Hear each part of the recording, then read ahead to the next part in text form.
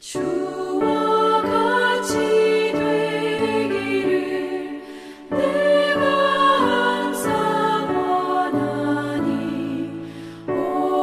온유하고 겸손한 주의 마음 주소서. 세상에서 우리가 나 그대로 있을 때 주의 형상 닮아서 살아가게 하소서. 비록 작은 새라도 돌보시는 나의 주 나와 함께 계시어 나를 지켜주소서. 마음이 깨끗하기를 내가 항상 원하니 악한 마음을 버리고 살아가게 하소서.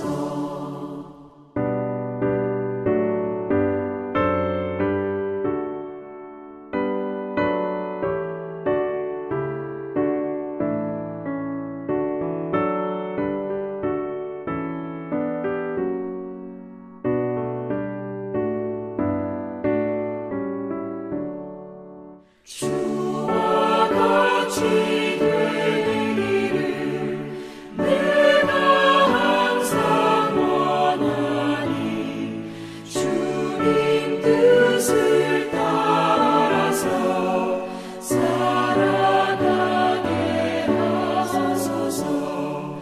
주 은혜로 거듭나 말씀 위에 굳게서 영원 무궁하도록 주와 함께 살리라. 아멘.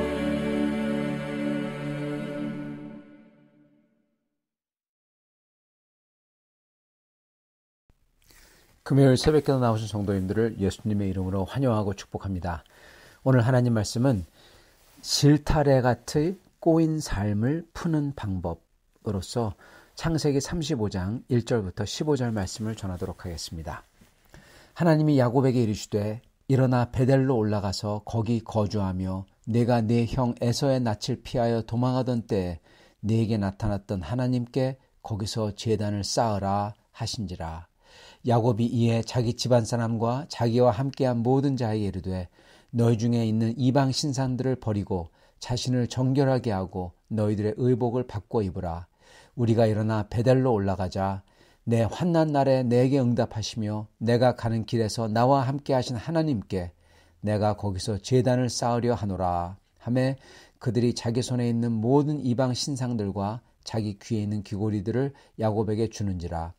야곱이 그것들을 세겜 근처 상수리 나무 아래에 묻고 그들이 떠났으나 하나님이 그 사면 고울들로 크게 두려워하게 하셨으므로 야곱의 아들들을 추격하는 자가 없었더라. 야곱과 그와 함께한 모든 사람이 가나안 땅 루스 곧 베델에 이르고 그가 거기서 제단을 쌓고 그곳을 엘 베델이라 불렀으니 이는 그의 형의 낯을 피해 하나님이 거기서 그에게 나타나셨음이더라. 리브가의 유모 드보라가 죽음에 그를 베델 아래에 있는 상수리 나무 밑에 장사하고 그 나무 이름을 알론 바굿이라 불렀더라. 야곱이 밧단 아람에서 돌아오매 하나님이 다시 야곱에게 나타나사 그에게 복을 주시고 하나님이 그에게 이르시되 내 이름이 야곱이지만은 내 이름을 다시는 야곱이라 부르지 않겠고 이스라엘이 내 이름이 되리라 하시고 그가 그의 이름을 이스라엘이라 부르시고 하나님이 그에게 이르시되 나는 전능한 하나님이라 생육하고 번성하라. 한 백성과 백성들의 총회가 내게서 나오고 왕들이 내 허리에서 나오리라. 내가 아브라함과 이삭에게 준 땅을 네게 주고 내가 네 후손에게도 그 땅을 주리라 하시고 하나님이 그와 말씀하시던 곳에서 그를 떠나 올라가시는지라. 야곱이 하나님이 자기와 말씀하시던 곳에 기둥 곧 돌기둥을 세우고 그 위에 전잿물을 붓고 또 그 위에 기름을 붓고 하나님이 자기와 말씀하시던 곳의 이름을 벳엘이라 불렀더라. 아멘. 네, 오늘은 실타래 같이 꼬인 삶을 푸는 방법이라는 제목으로 말씀을 전하겠습니다. 지금 오늘 말씀의 배경은 세겜에서 이 세겜의 주장 세겜이 야곱의 딸 디나를 범합니다. 그래서 세겜은 야곱 집안에 디나와 혼인해달라고 그렇게 제안을 하죠. 시므온과 레위는 세겜을 속여서 할례를 받으면은 결혼을 시키겠다. 그런 다음에 모든 세겜 남자들을 다 학살하고 여자들과 아이들을 노예로 뺐습니다. 가축을 뺏어오고 성읍을 불질러 버립니다. 자, 여러분 누가 잘못했을까요? 누가 악인일까요? 다 잘못했죠. 그러나 비교해 보면은 야곱 가족이, 즉 우리가 더 큰 악행을 저지른 겁니다. 심지어 죄짓지도 않은 남자들도 전부 다 죽여버리고 그들의 아내들과 여자들을 다 취했고 그들이 가진 것을 약탈합니다. 이거는 해적, 산적질을 한 겁니다.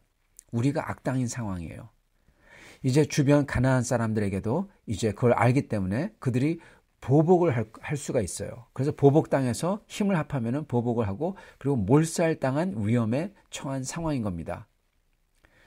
더군다나 알고 보니까 야곱의 아들들도 이 가나안 사람들하고 똑같이 우상을 다 비밀리에 다들 섬기고 있었다는 겁니다. 야곱의 아들들은 야곱에게 말하지도 않고 학살을 자행했고 야곱의 신앙도 야곱의 아들들은 따르지 않고 우상도 섬겼고 상황으로도 봐도 그렇고요. 가족 관계로 봐도 그렇고 영적으로 봐도 그렇고 전부 다 지금 실타래처럼 아주 꼬여 있다는 겁니다.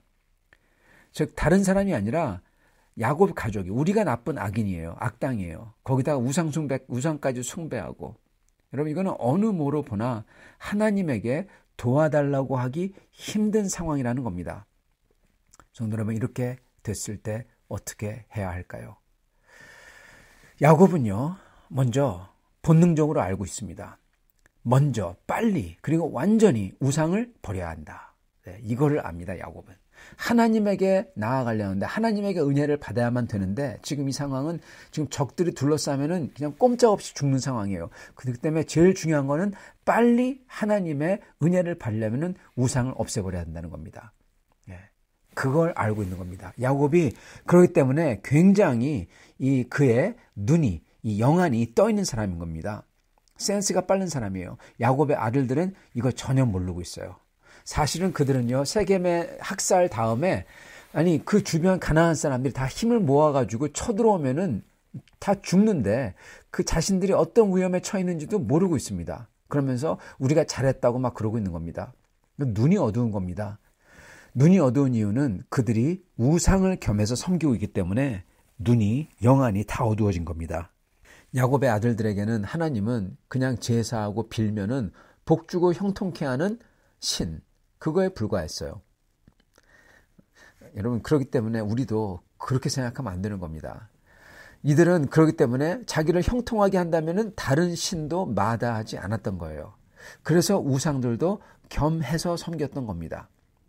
그러나 이 사건 속에서 그 어느 신이 자기들을 지켜주겠다, 보호해주겠다 그런 보장을 준 신 하나도 없습니다.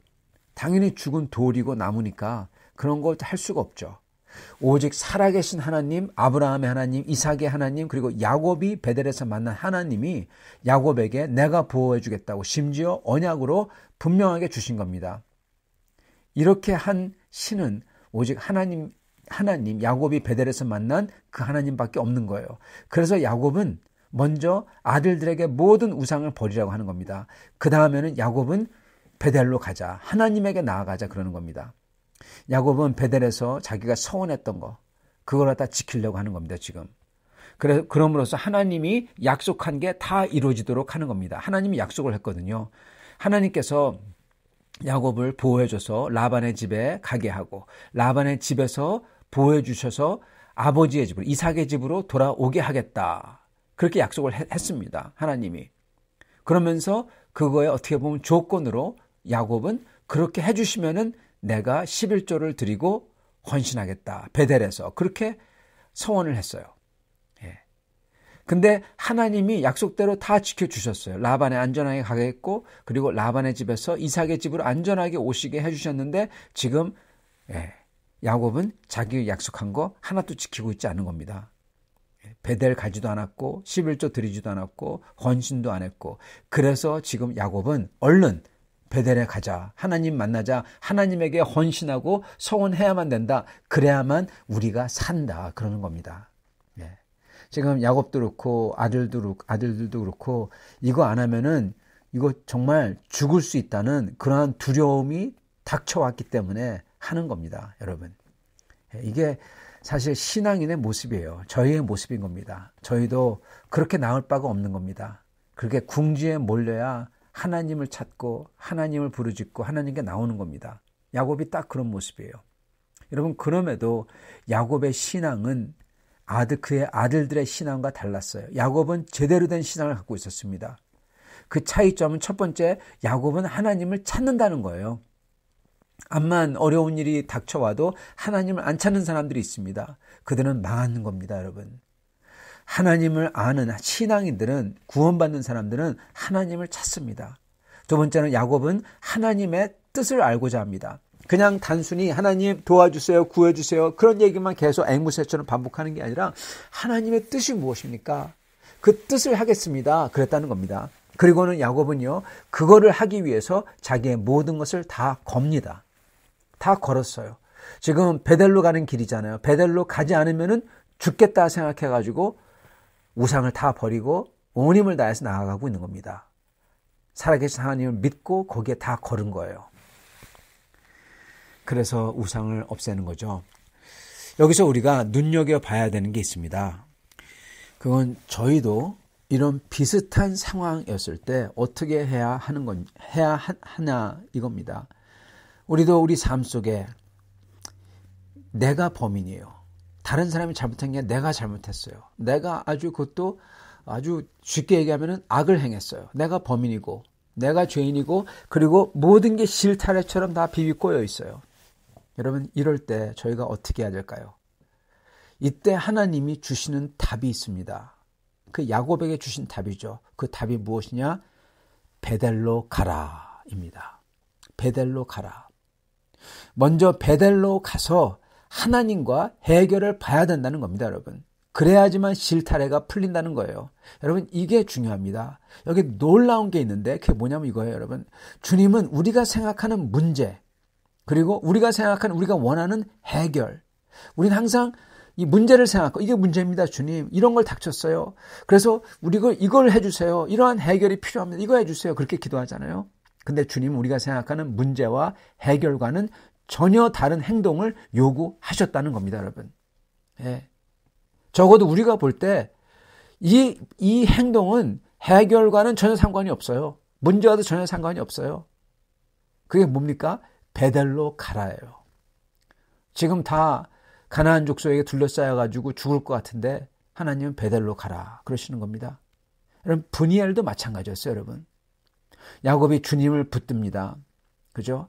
왜냐하면은 거기서 지금 에서의 군대를 가지고 지금 추격해 오잖아요. 야곱은 답답한 마음을 가지고 있는데 그때 주님이 찾아오셔가지고 에서의 그 군대가 지금 쫓아오는 거, 그거와는 상관없이 그것만 해도 벅찬데 야곱은 그거를 전혀 생각할 틈이 없습니다. 왜냐하면 지금 이 천사와 씨름을 하거든요. 잘못하면 죽겠거든요. 그러니까 다른 생각을 할 겨를이 없습니다. 여러분, 브니엘에서도 마찬가지예요.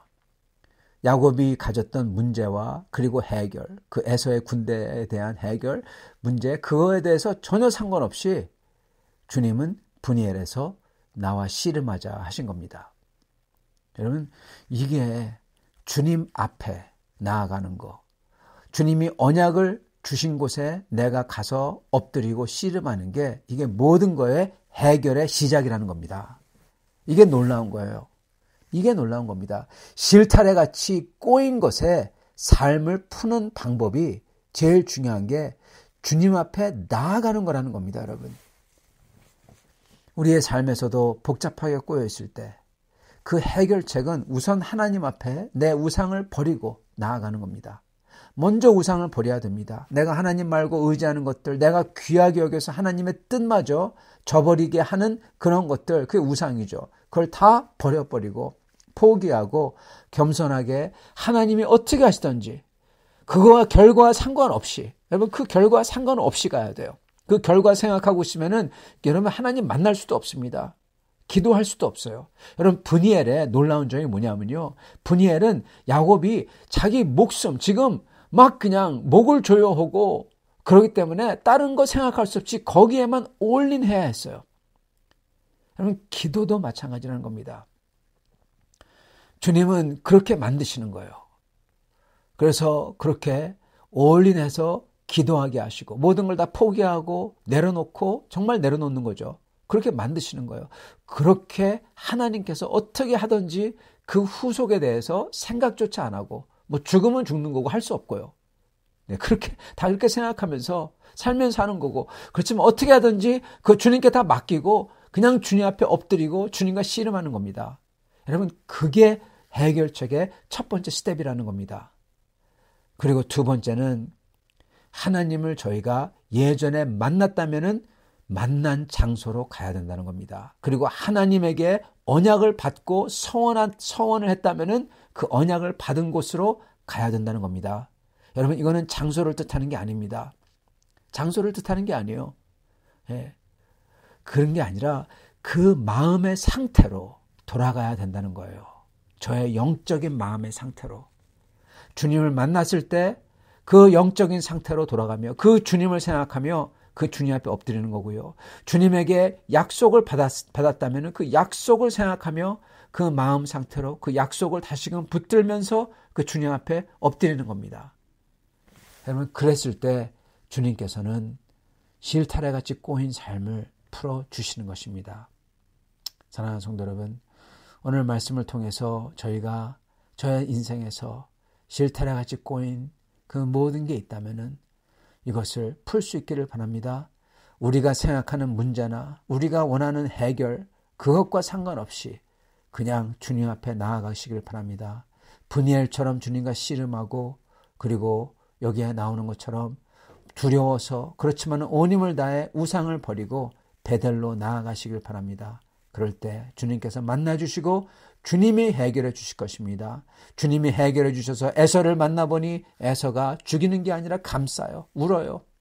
그리고 베델로 나아가니 사람들이 오히려 두려워해서 그들을 놔둬요. 하나님께서 해주시는 겁니다. 이렇게 하나님께서 해주시는 것을 경험하시는 성도님들 다 되시기를 간절히 축원합니다. 같이 기도하겠습니다. 살아계신 하나님, 하나님께서 천지의 주권을 가지고 계시다고 저희가 이 시간 고백하며 주님을 찬양합니다. 우리의 힘이 되시고 우리의 주가 되시며 만유의 주제이신 하나님, 주님 앞에 나아가게 해주시옵소서. 주여, 저의 삶이 정말로 어떻게 어디서부터 시작해야 될지 모를 때, 저의 삶이 잘못돼도 한참 잘못돼서 어디서부터 풀어나가야 될지 모를 때, 이때 주님 앞에 나아가 주님께 엎드리게 하여 주시옵시고 저의 우상들을 다 버리고 오직 주님을 붙들고 주님의 약속을 다시금 붙들게 하여 주시옵소서. 주여, 그럴 때 주님께서 저희가 생각지도 못했던 방법으로 주님께서